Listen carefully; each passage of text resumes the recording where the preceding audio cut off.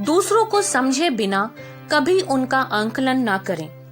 एक प्यारी सी बच्ची दोनों हाथों से 2 सेब पकड़े हुए थी। उसकी माँ अंदर आई और अपनी छोटी बेटी से मुस्कुराते हुए धीरे से पूछा, मेरी प्यारी बेटी, क्या तुम अपनी माँ को अपने 2 सेबों में से एक दे सकती हो?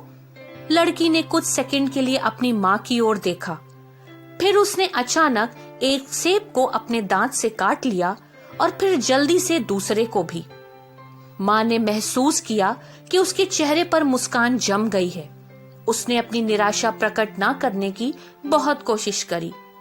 फिर छोटी लड़की ने अपने कटे हुए सेब में से एक को अपनी माँ को सौंप दिया और कहा, मम्मी ये लो, ये सबसे मीठा है।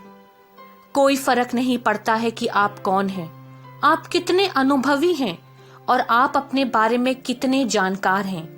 हमेशा निर्णय में देरी करें।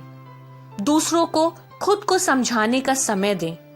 आप जो देख रहे हैं वो वास्तविकता नहीं हो सकती है।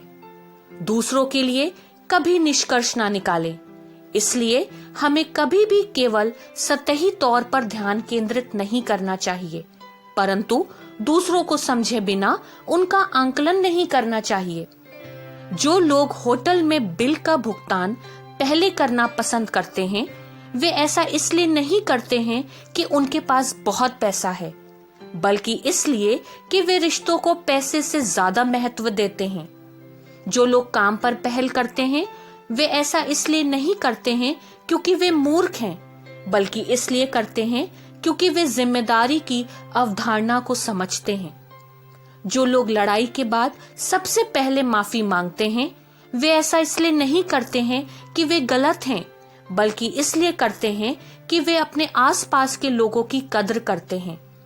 जो लोग आपकी मदद करने को तैयार हैं, वे ऐसा इसलिए नहीं करते हैं क्योंकि उनका आप पर कुछ बकाया है, बल्कि इसलिए कि वे आपको एक सच्चे दोस्त के रूप में देखते हैं।